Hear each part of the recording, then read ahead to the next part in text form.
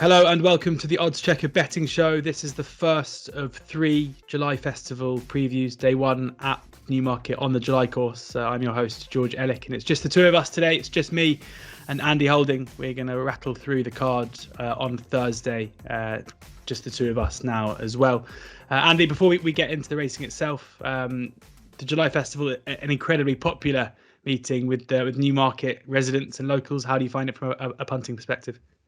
Yeah, I don't mind it at all. All the Ascot form is there for all to see. We get a lot of refugees out of those big handicaps running in the the mile and a quarter, 3-hour races. Horses that come out the Britannia and the King George Handicap.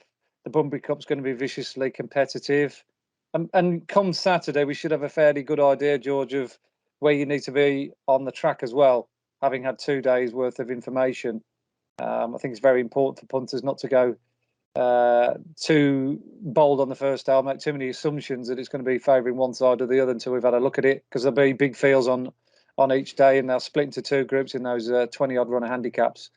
And obviously that'll play a significant factor to the Bunbury Cup and the July Cup itself. But I think it's a fairly fair track most of the time. Ground should be good to firm. They'll probably have to water because of the weather we're going to be getting, and I'll be down there on Friday and Saturday as well. So I'm looking forward to a couple of days on the July course. Lovely stuff. I'm very jealous. I was up there on Monday, and it is in the sunshine, one of the greatest places to be. So I'm jealous to be there on the weekend. I've got a Panama hat somewhere. I think I might have to don that because is it Oddschecker branded? We need to get you one of those. I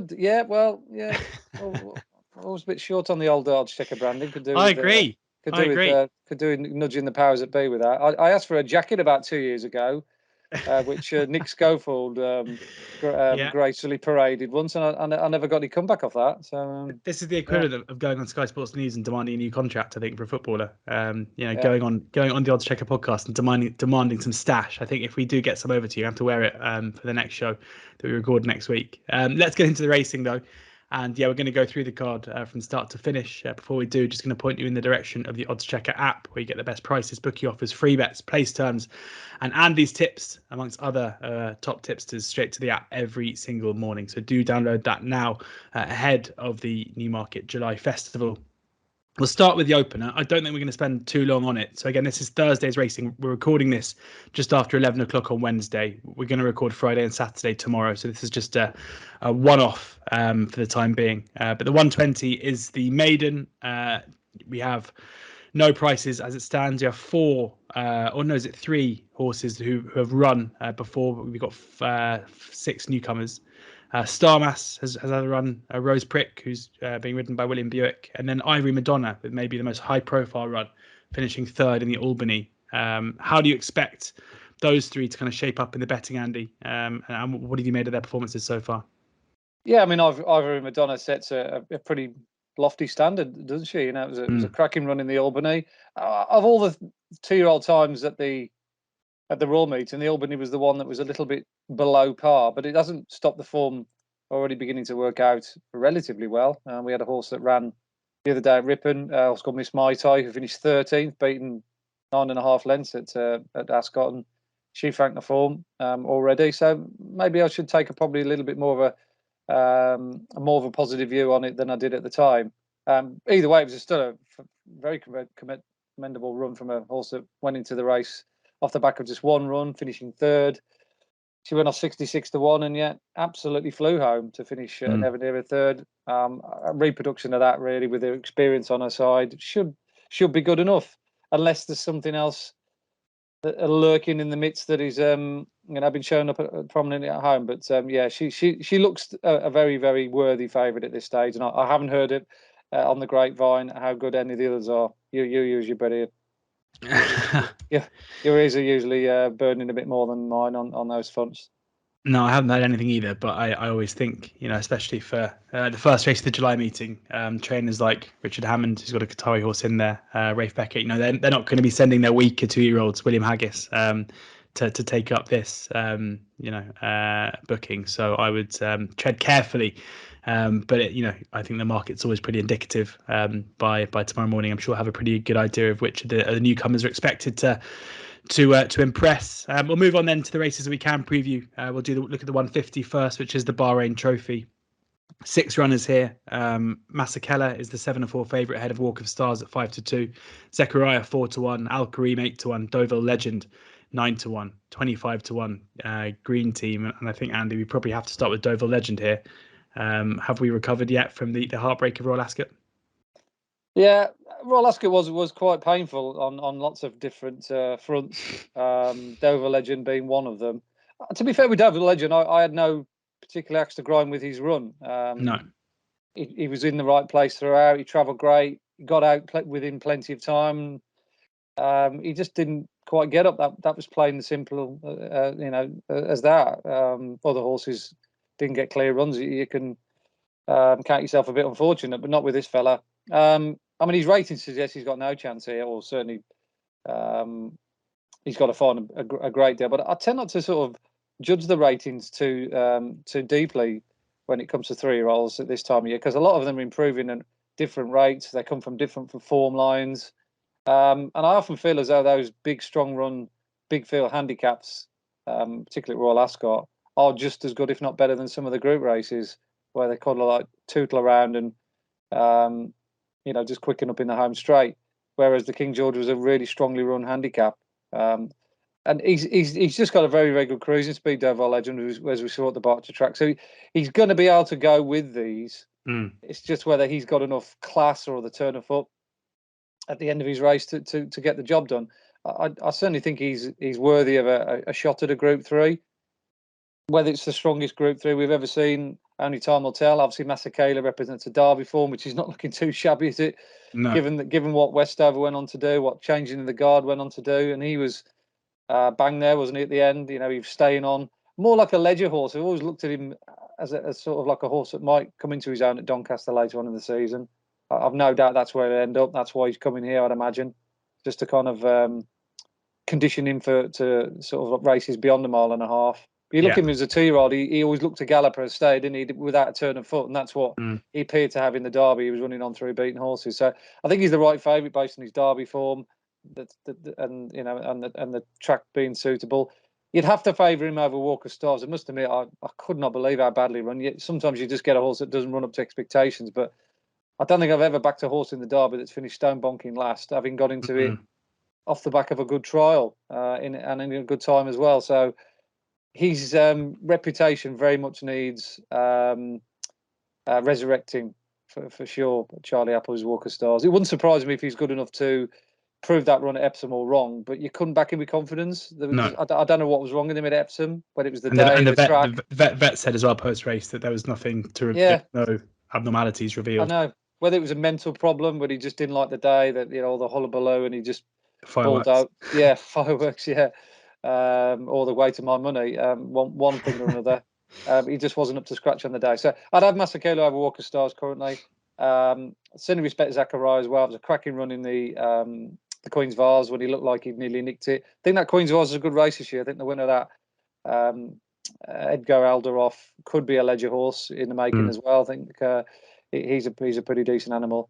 So the way I'd probably play this race is I would probably go with Deauville Legend again and give him another shot. I'd also probably play him in the 3-place market as well. Yeah. Because I think he'll travel up to them, and maybe if he finds one or maybe two to a good find, but I can't see him not finishing the first 3 just because of his cruising speed. So if he was to get somewhere in and around even money for 3 places on the day, that would give you the option of having treating it like an 8-runner race, as it were. So yeah, a small win bet and a place bet, 3 places to get your money stake back. Deauville Legend 9-1 best price as it stands. That's a bet 365, but do look out for the 3-place market to play the each way part of that bet for Deauville Legend to 6 runners. So it would be a quarter to 2 as it stands at the moment. On then to the July Stakes. It's a bit more Royal Ascot form at the top end of the market, where we've got joint favourites Persian Force, who was of course touched off, and Little Big Bear, who won at Royal Ascot, both 7-4. Mysterious Night is 13-2. Brave Nation 9-1. Waiting All Night 16-1. Harry Time 20-1. Show Respect 40s. King's Crown 80-1. 8 runners at the moment. You would hope, given that the forecast is fair and it should be The firm side of good to firm ground, we should get 8 runners going down. So it looks like an interesting each way race, I guess, Andy, unless you want to plump for one of the favourites. It's his perfect race. Amazing 8 runners from an each way perspective. The number saying that Mysterious Night's the one from an each way perspective. Second in behind Persian Force, who still has got that very fast time next to his name, courtesy of his Doncaster run.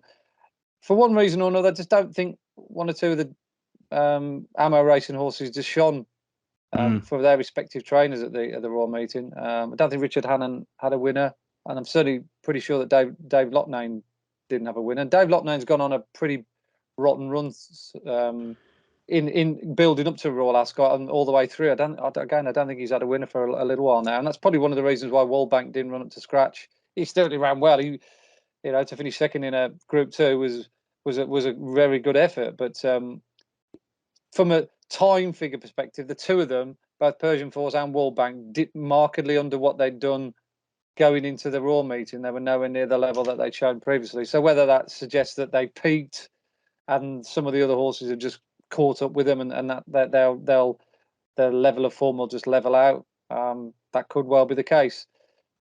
Would I want to back Persian Force at sort of 7 or 4, having backed him at double figures for Ascot from a win only point of view? Probably not. Little Big Bear broke the heart of connections of Rocket Rodney in the Windsor Castle. But that form looks, just as good as any, doesn't it? Given what Rocket Rodney went on to do the other day at Sandown. So I think he's probably on balance favourite, Little Big Bear. I think he's probably the most progressive as the season goes along out of the two.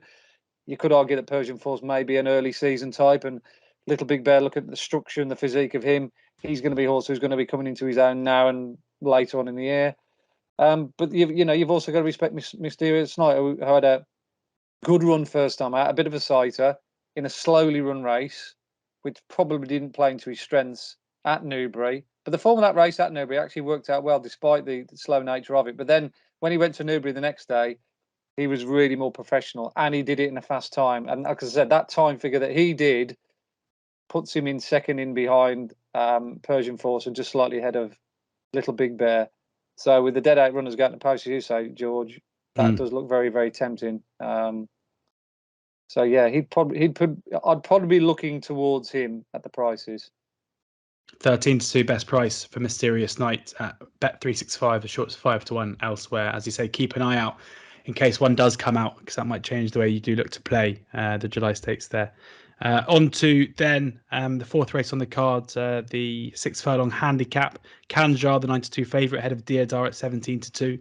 Le Beau Garçon, 9-1. Ingrator, 9-1. Anadora, 12s. Bosch, 12s. Witch Hunter and us are both 14s. 16-1 bar those. 19 runners as it stands, Andy, at the moment. Most firms, a few firms paying 6 places currently. Who catches your eye? Well, unsurprisingly, William Haggas has got the favour in a 3-year-old handicap. Shocker. Pretty much every time that you see his name down on the race card, you can look in most bookmakers' lists to see them chalked up single figures. I think he had a very short price favourite in the Buckingham Palace. Also finished 5th in the end. That had run well at Goodwood the time before. I think he went up something like 3-1, 11-4 in places in that 7 furlong handicap. So they do tend to get overbet, the Haggas horses, like Garci was in the Old Newton Cup the other day. Not saying they don't win, but there's always a premium to be paid, isn't there, with regards what price they should be and what price they end up being. Personally speaking, I think this is a 6-7-1 the field race.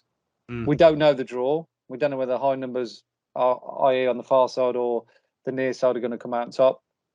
If it is a high number draw race, and I think, if memory serves me correct, that has been how it's played out in recent times. Yeah, the last few years, Black Rod won it last year from 16, Elon the year before 12, Pastavino 20, XTI won it 4 years ago, 19. So by and large, the high numbers or high to middle numbers tend to dominate. So with that in mind, I think there's one here that absolutely jumps off the page to me, and that's Bosch, Richard Hannon's horse.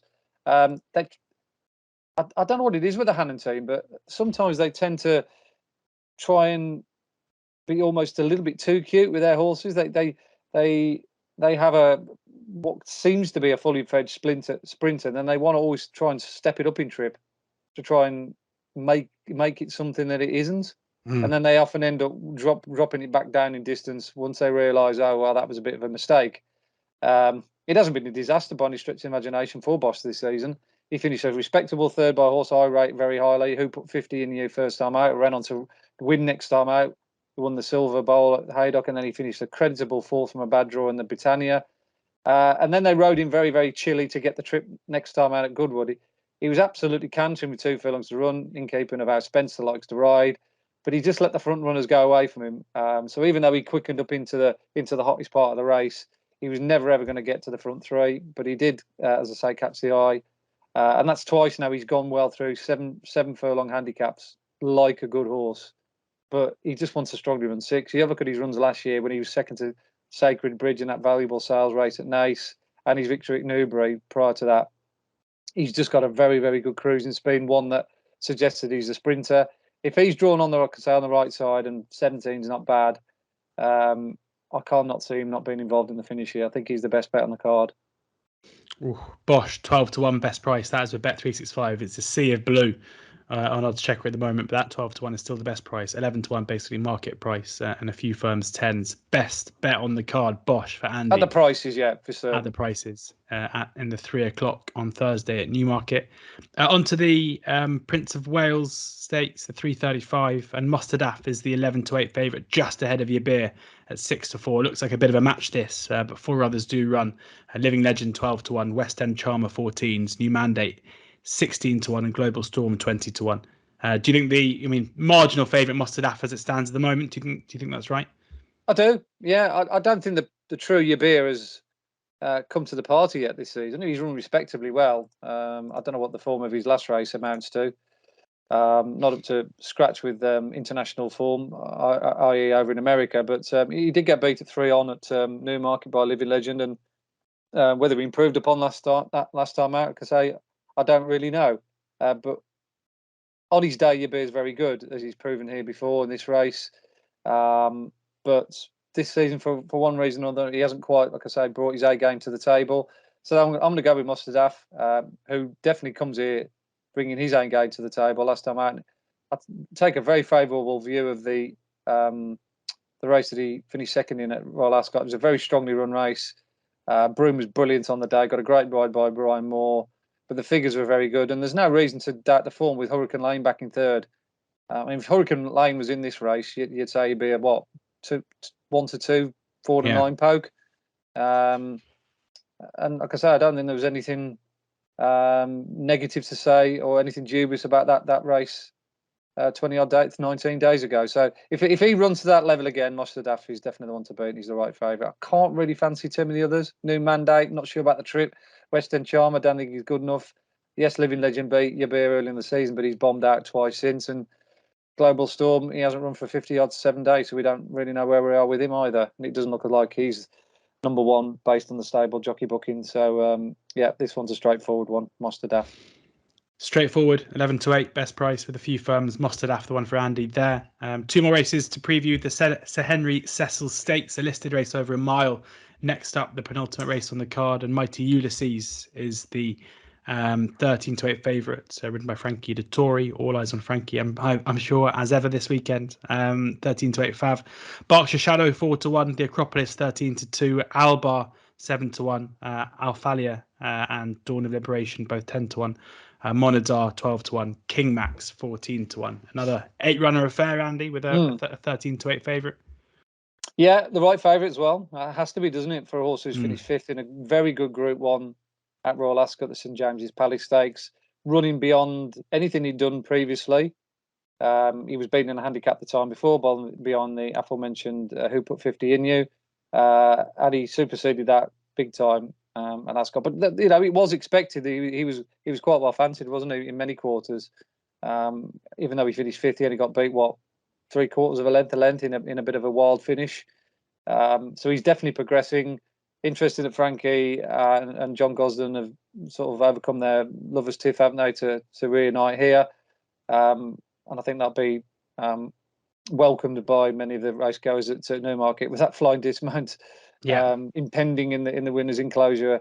You'd imagine. There's another horse that interests me in this race here is Alflalia. I put this horse up in the Jersey Stakes, hoping for a really positive run. And even though I didn't get one in the end based on where he finished, I think he was a bit unlucky. Rather went out of camera shot when he got hampered halfway through that race when he was coming with a challenge. And then once he got back out in the clear, he finished off his race quite nicely. It was one of those ones that got away again. Basically, the story of my week. It was a tale of woe. And he was one of them that sort of put the tin hat on it right on the Saturday. So I'd be prepared to perhaps have another look at him at a price, particularly as we're looking in an 8-runner race and you think, well, what's the each way alternative to the favourite? Because I do think a lot of these got questions to ask. He obviously is included in that, but there were excuses at Ascot, as I said, for Alflalia. I think the mile will suit him as well. I think 7 furlongs, he looked to be on his head a little bit at Royal Ascot. So stepping up in trip, he's going to be playing more into his strength. So without going for every single favourite on the card, I'm probably going to look towards an each way angle with this race and go with Alflalia. Alflalia 10-1 with Hills and Sporting Index, both everyone a fifth of 3 given 8 runners. And the final race we're going to preview, the final race on the card on day 1 of the July Festival, the handicap over a mile, where we've got Enforced is a 3-1 favourite ahead of Evocative Spark at 11-2, Repertoire 13-2, Noble Dynasty 7s, Echo Point 8-1, Coase 10-1, Soar Above 12s, Desert Doctor 12s, Power of Darkness 14s, Dingle 20s, Balearic 20-1, Pistoletto 25-1, and Humanitarian 50-1. Yes, a real nasty one. This, I've got to be honest. All the other races, there's a good degree of clarity attached to them, but this one, I spent probably about 15-20 minutes on it, previewing it this morning. And it was the one I couldn't come up with a definitive selection. Enforced guaranteed to be favourite based on what he has done so far this season. He's a C&D winner, courtesy of his hard-fought victory last time out. There was nothing silky smooth about it, but he did get the job done. Just think 3-1's a bit tight. Again, similar to Haggis and Sir Michael Stout's runners in handicaps, they tend to be a little bit on the skinny side. You always have to go in at a fairly short price if you want to back a varying runner in a handicap like this. And it wouldn't surprise me if he won again. But it also wouldn't surprise me if Godolphin were to step up to the plate again. I did notice that looking at the history of this race, the last 2 years have both gone to horses trained by Charlie Appleby. And I think it's very significant that both of their 2 runners here, Echo Point and Noble Dynasty, have been off the track for quite a while. They've both been out in the desert in Maidan. And I also noticed that the last 2 winners of this race also had and have had experience of running in Maidan as well. So there's a little bit of symmetry there with both Noble Dynasty and Echo Point. I watched both of their videos back on their last 2 races respectively. Noble Dynasty was a little bit disappointing, but Echo Point didn't run too badly.